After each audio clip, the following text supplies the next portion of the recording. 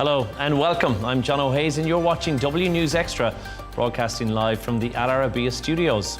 These are our top stories. The UK Prime Minister announces that the UK will recognise Palestine as a state by September unless Israel agree to a ceasefire. In New York, 4 people are dead, including a police officer, after a gunman opens fire inside a Manhattan skyscraper. And the Kremlin responds to Trump's deadline ultimatum, defending its ongoing military operations in Ukraine as 17 people are killed by a Russian airstrike.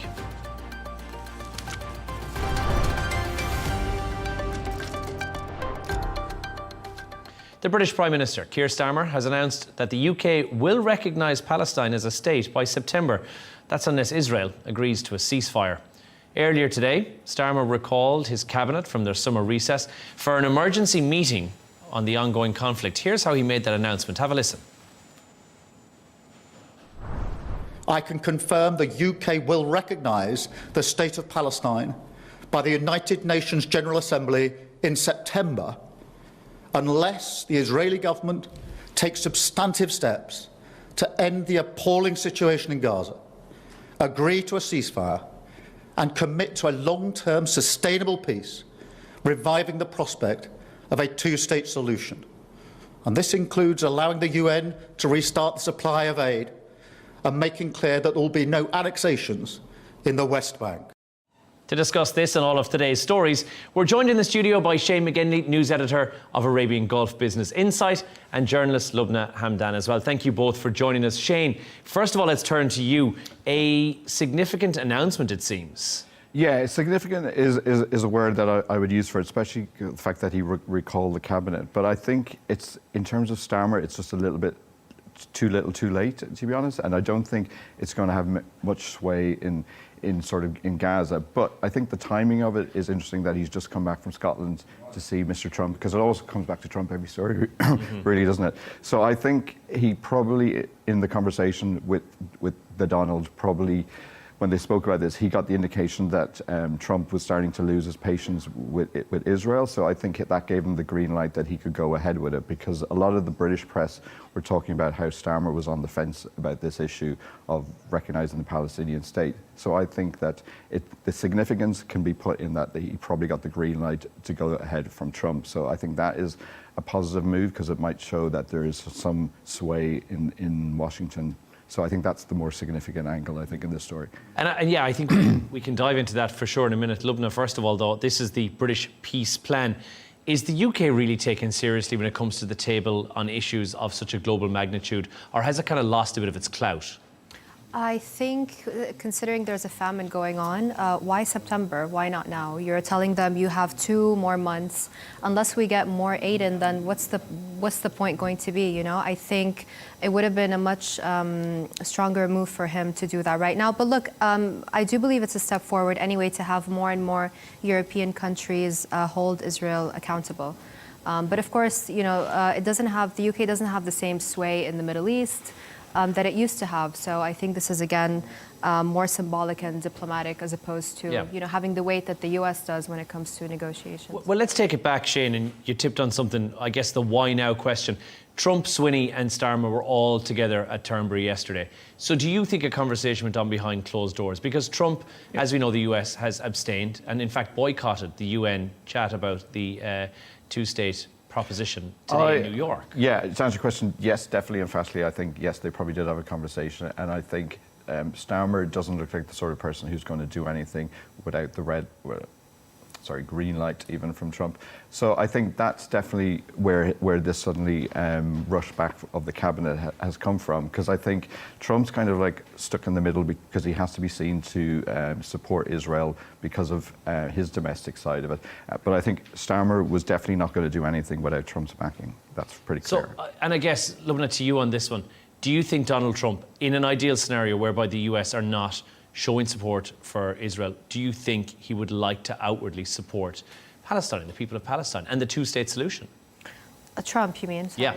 I'm not sure. It's really hard to understand or to know what Trump is thinking, honestly, because on the one hand, he says there is real starvation. You know, these people look very, very hungry.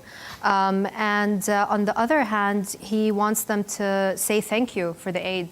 So what is he really thinking? Yeah. It seems a little bit out of touch. So I don't know if Trump, he also called Biden a Palestinian as an insult. So yeah.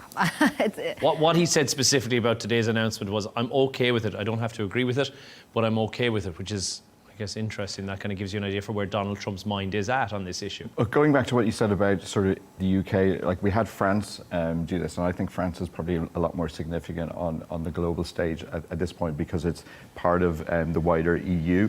We've had Ireland, Spain. So I think what it might do is it might push the EU maybe to act on Israel. But in terms of the UK, I don't think it's going to be that significant a move on the global stage.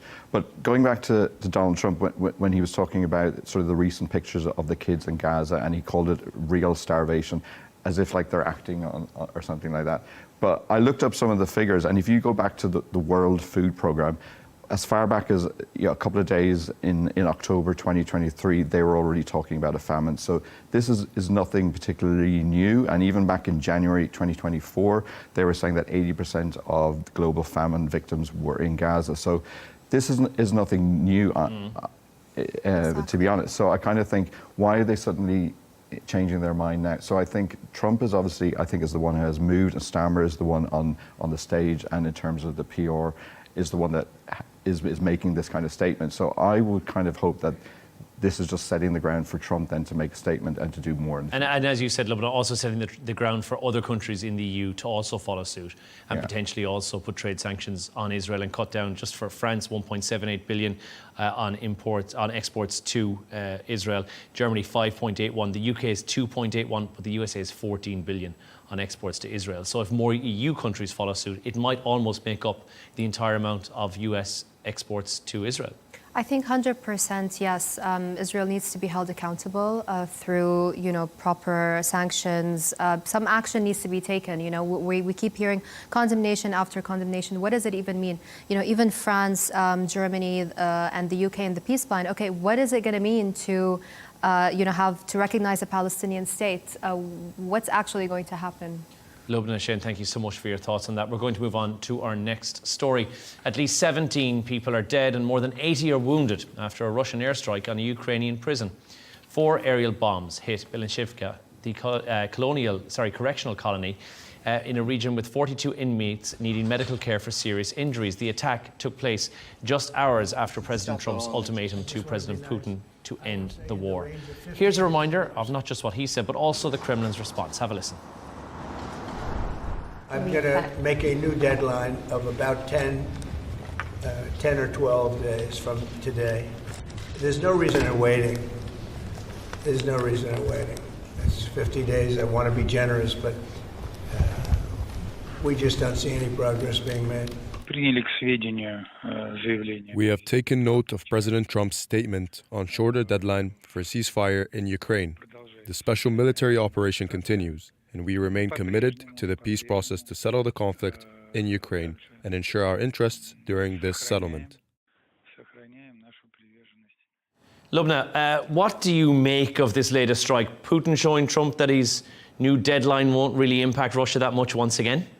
Yeah, I think the Kremlin's statement that it took note of Trump's, deadline, obviously they're not fazed by it. I think it's an act of defiance by Russia. Also, there have been a lot of drone attacks by the Ukrainians on civilian areas as well, on the outskirts of Moscow, inside Russia. So we also had the ex-president of Russia, Medvedev, saying it's not up to Washington to say when we're going to opt for the ceasefire or not. So clearly not fazed at all. Shane, Ukraine, what has their reaction been to this? So Ukrainian officials have called this a gross violation of international humanitarian law, and they've also said that they consider it a war crime, which, to be honest, in the middle of warfare, everything's a war crime, really, as far as I can see. So I think it's not really surprising, to be honest, the reaction from the Ukraine. Let's talk about this. We spoke to Kira Rudik earlier on, Ukrainian MP. The 50 days has now been reduced down, 10 to 12 days.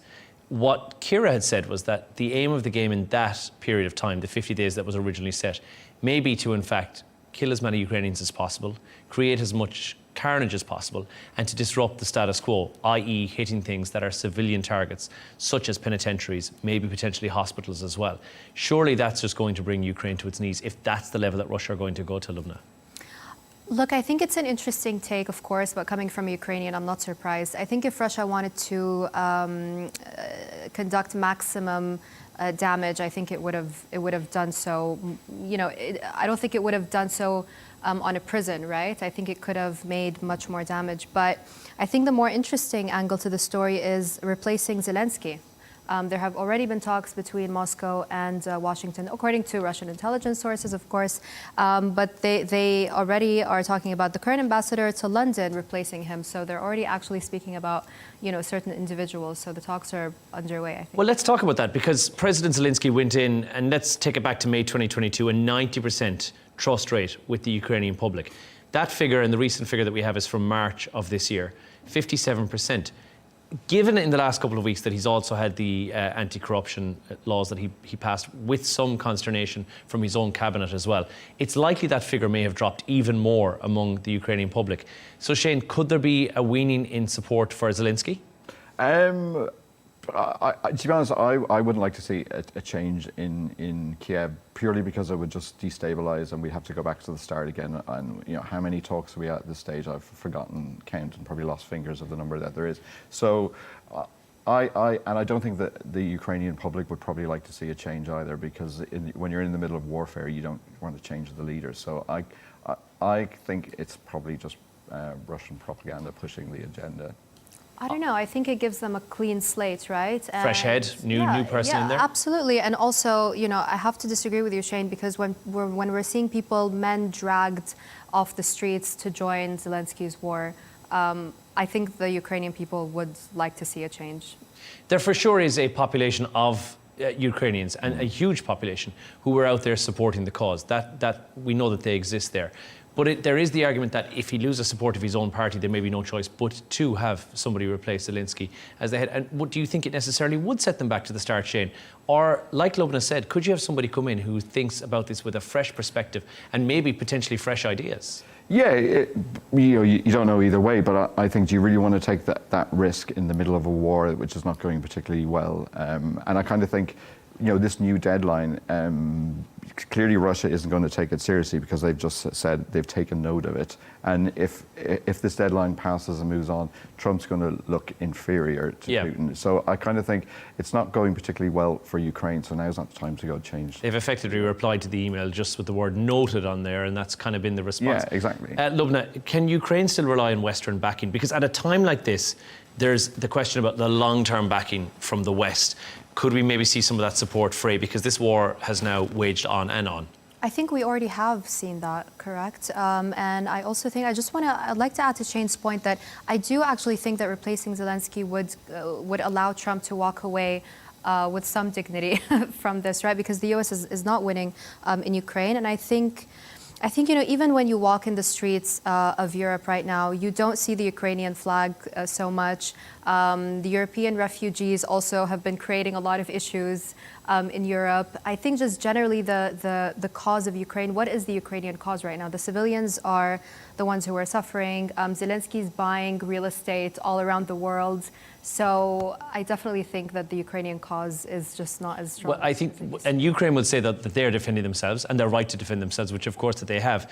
But we may be in danger of normalising these atrocities in war because of the fact that there are now so many, and there are so many that are getting far more prominence in the media. So I still think that on a day-to-day basis, these atrocities are taking place, but maybe we're not seeing them in the media as much.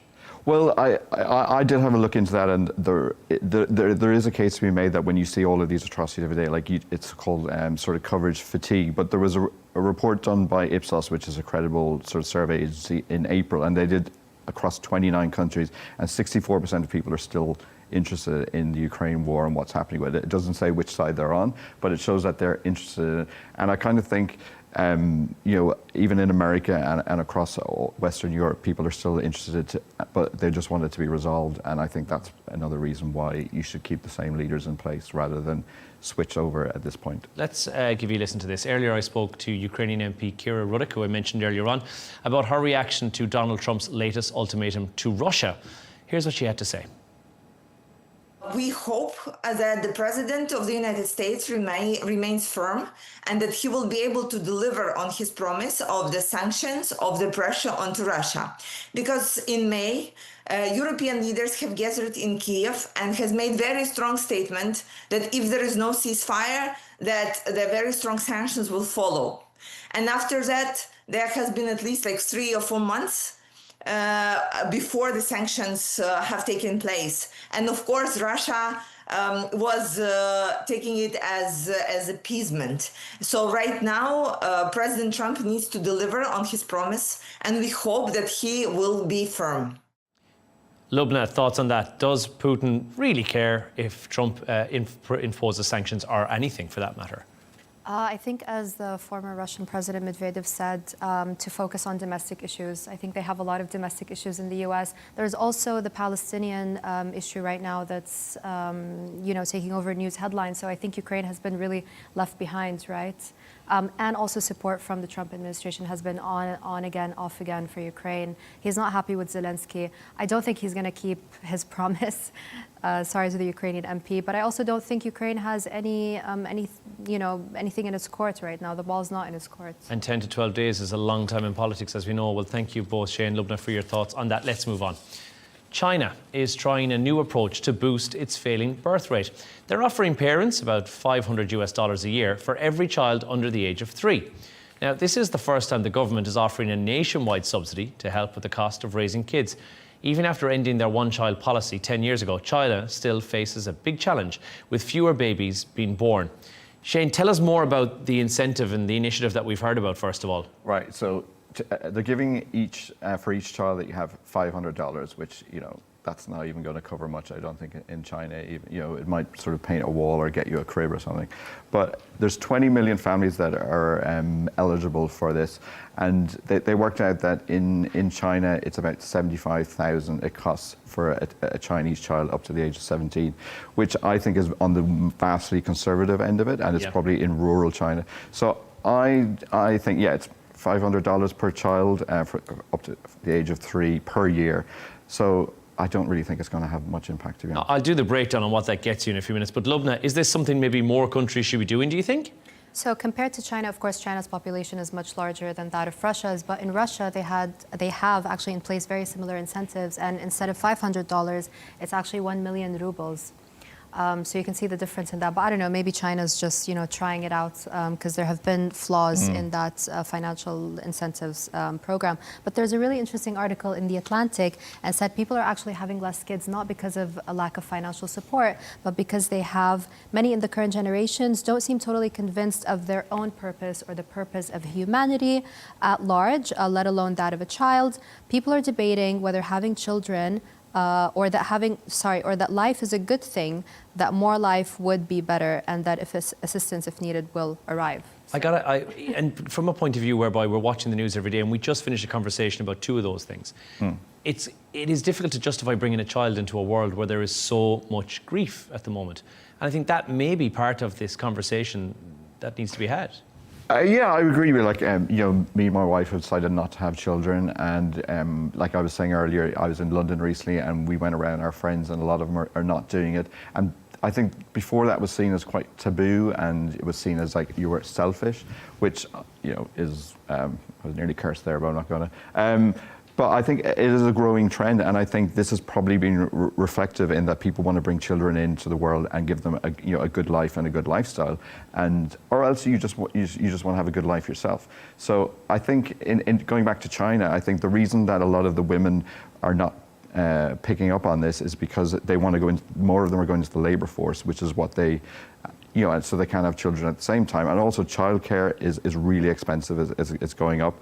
And also the one-child policy that was ingrained in Chinese culture is still there. So I think there is an element of saying, if the women don't want to have children, that is their right. But also $500 a year per child is not going to make them suddenly, going get pregnant. It's not when you take into consideration that's about 2,000 to 3,000 diapers, or 2 or 3 months of a supply of diapers alone. That's taken out of the equation, baby formula and everything else that's required. It really doesn't do a lot, Lubna, does it? Even in Russia, when you mentioned that, it's still not a lot of money in order to be able to raise a child. It's not a lot of money. Look, but the problem is not just in the financial incentives. Like, if you look at the question that we need to ask is, are the financial incentives, even if they were much bigger than that, what is the actual problem? Are people not having kids because they don't have enough money? I mean, I remember my parents, when they had us, you know, they weren't exactly wealthy. Actually, they were living barely paycheck to paycheck. So is that really the problem? If we look at South Korea, for example,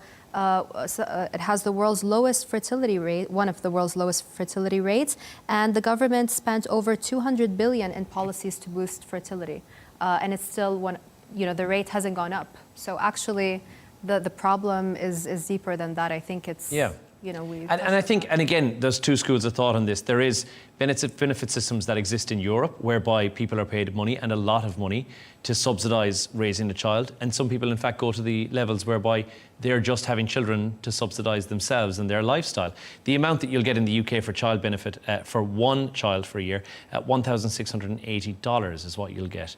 Similar figures in some of the countries with very high social welfare. Yeah, I think anyone who kind of thinks like that is very short-sighted. But I think if we're going to look at countries around the world, I looked up what country is doing it properly, and it's over in France, and they have one of the highest fertility rates in Europe. And the reason they're doing that is because they've got generous parental leave for both mothers and fathers. They subsidise childcare, and also they give tax benefits if you want to have a child, and also if the woman wants to go back into the workforce. So I think that is a much smarter system, because you're not just giving them 500 per year for the child, you're looking at the entire sort of life of the child over 17 years, and you're putting in support for it.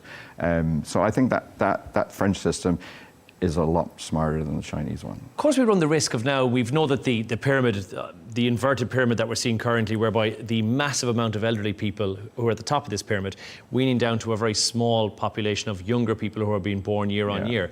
So it's the opposite of what we're normally likely to see. An average life expectancy in some developed countries now over 90 years of age. When you take that into the equation, and the fact that people are having children later in life, are we likely to see Gen Xers, maybe in 5 or 6 years down the line, all having a boom of babies, and then all of a sudden we've solved the problem, and now we've got this massive blip on the bottom of this graph once again?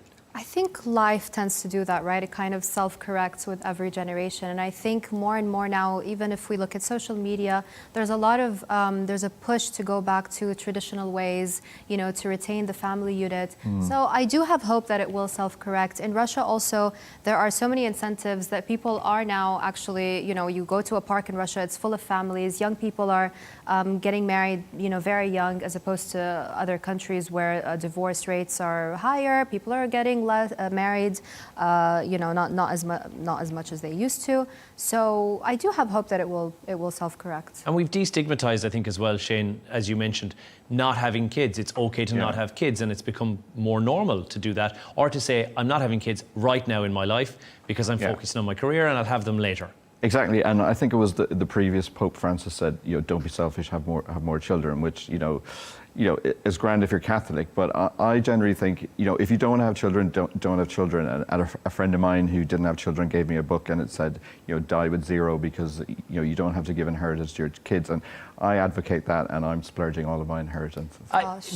Is it something that you might circle back to at some stage, or has the decision already been firmly made? I mean, I don't know because I don't know what point in life you firmly cut it off and say, I'm fine, I don't want to have kids anymore. And I feel like that age has gotten a lot later. Lubna, would you agree? Yeah, I mean, look, women especially are having kids much later in life, right? Because they wanted to experience what our mothers weren't able to. Yeah, they want to have careers. My sister actually didn't want to have kids, but then she had one baby because her husband is more traditional, and it was his one condition before they got married for them to have a baby. And after she had her first baby, she wanted another baby. So I think there was this movement with millennials about being, career focused and, feminism, etc. But now there really is this push and almost a trend to go back to more traditional ways, because people are missing that. Dating is not going too well.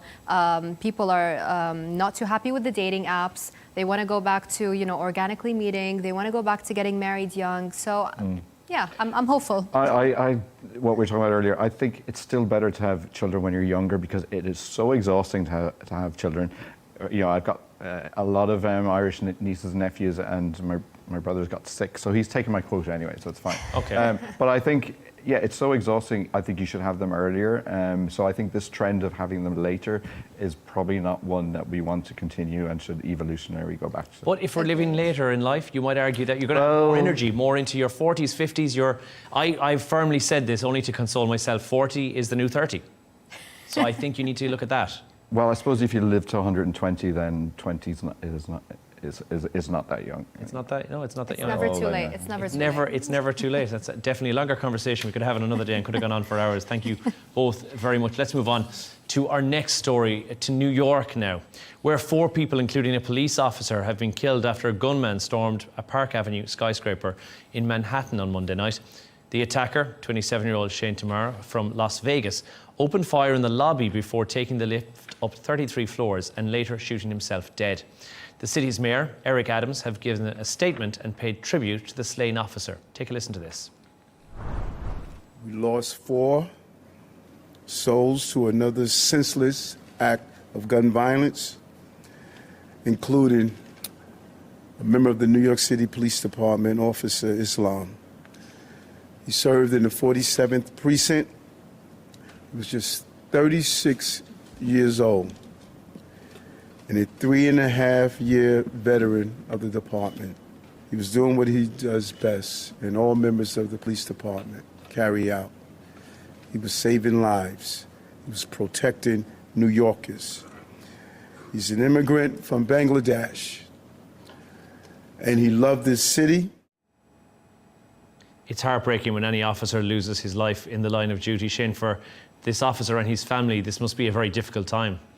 Yeah, it's a very tragic situation, and you know, like as he laid out, you know, he was a 36-year-old Bangladeshi-born, you know, immigrant, and he had a family, lived in the Bronx, and has a pregnant wife who's having their 3rd child, and they've already got 2 sons. So that's already potentially, you know, three kids who now don't have a father. So I generally think we should focus on this death, not the death of the shooter, and I think that is the more important thing that we should look at, and the family that's lost you know, their relatives in the last few. But I think the main story that we will take away from here is a mix of both, because the gunman, his story as well is quite fascinating, and we're just getting details about this now. Lubna mentions that he had some mental health issues.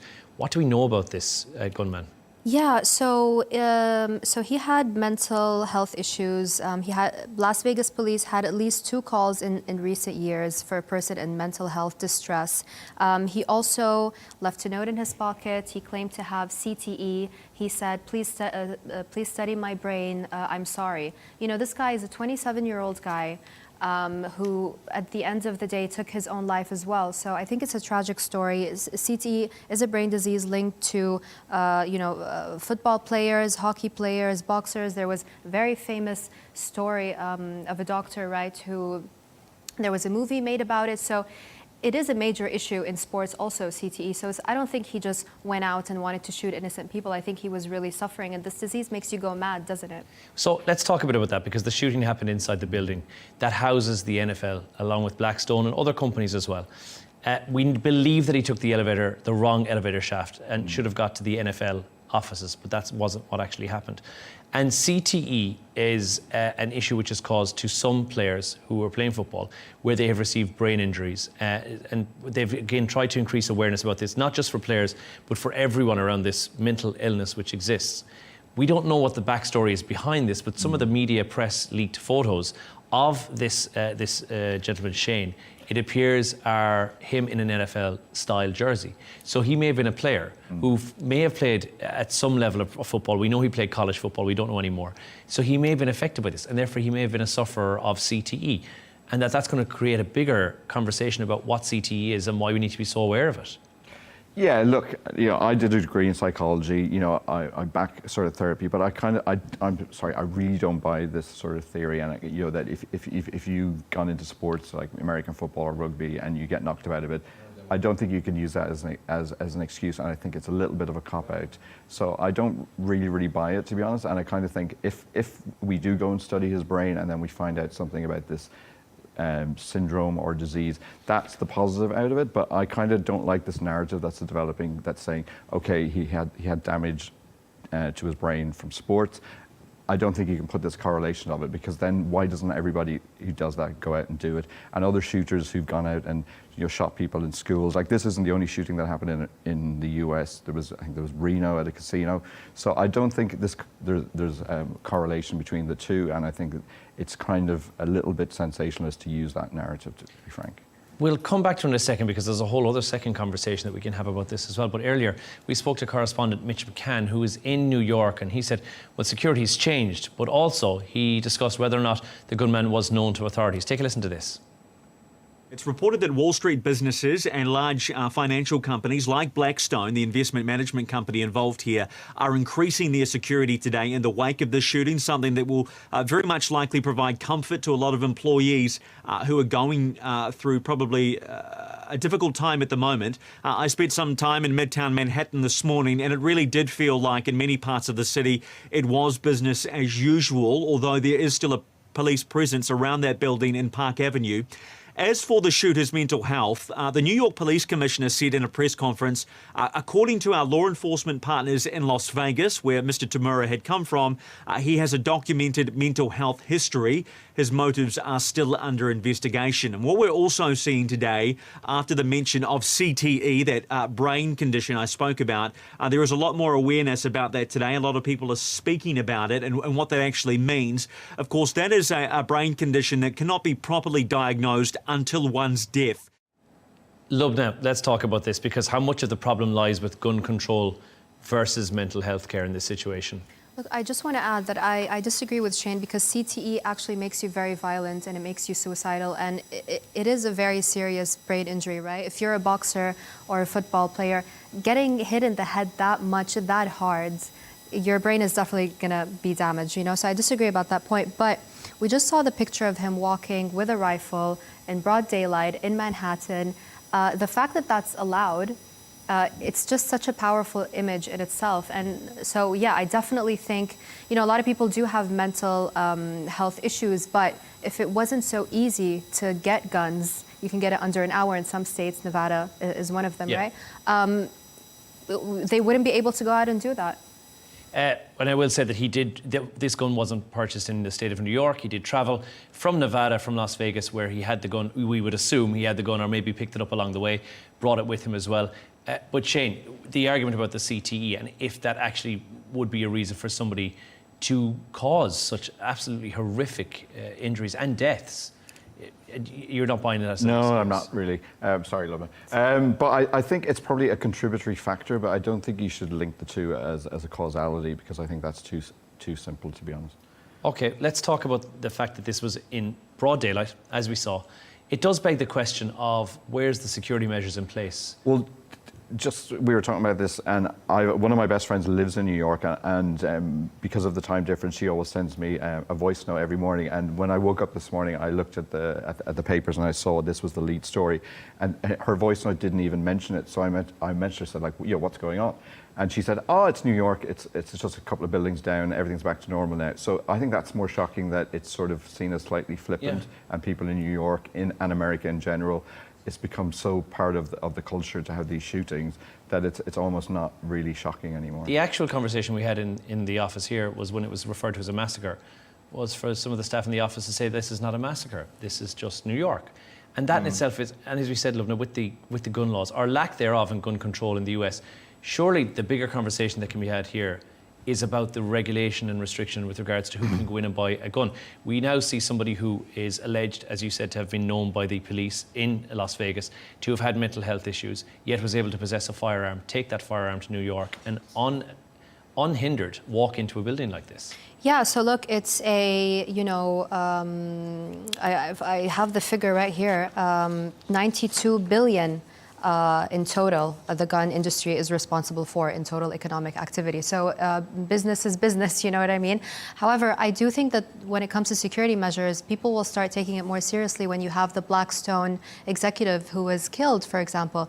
And it takes me back, it reminds me of the healthcare, Health United CEO who was shot as well by Luigi, and everyone was taking Luigi's side, the shooter's side. So I'm not saying this is, the same thing, but I'm saying the more high-profile executives and the rich get affected by this, I think maybe we will see more regulation. Because it is happening at grassroots, and let's be honest, you have to call a spade on this. It's happening at grassroots level, day in, day out, not just in New York, but in absolutely every state in the US where guns are permitted, which is everywhere. Yeah, but and then so what should you do? So I kind of looked at some of the recommendations that are coming out in sort of recently is that you should have universal background checks, so you can say like if someone has sports injuries, no gun. There should be age restrictions. You should, it should be a minimum of like say 21. But also assault weapons, they should be banned. Like that doesn't. But really there surely is no, and I understand, and the exact law is the right to bear arms, to protect oneself against potential intruders or whatever the case may be.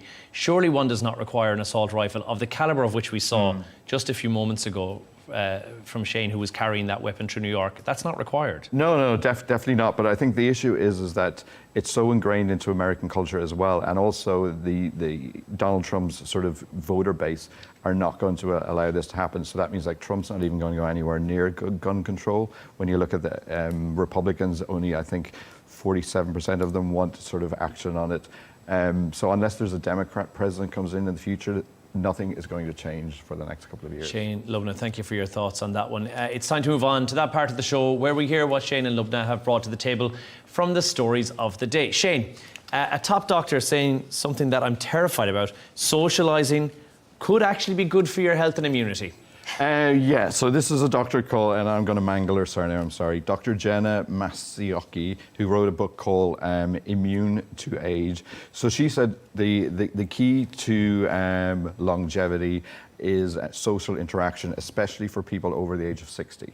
So, and the reason I thought that means just hanging out with your buddies or whatever it means. So she said that the science behind this is that your immune system needs oxytocin, which is the love hormone. So if you hang around with people that you like, you get more oxytocin, which means that your immune system will be better and then you will live longer. So, but that means you have to like them first. Well, yes. Yeah, that's the prerequisite for that. If you hang around with people you don't like, then that's the opposite effect. So I kind of do buy into it to a certain extent, but then, like you said, I follow like a really good influencer called Vanessa Van Edwards, who I'm going to give a shout out to, and she looks at introverts versus extroverts. So I'm thinking this theory is great for extroverts, but I'm an introvert, so I don't like hanging around with people too much. Today's the exception. But so does that mean that I'm not going to live very long, possibly? I guess it depends. Lubna, we're all concentrating on wellness fads and affirmations.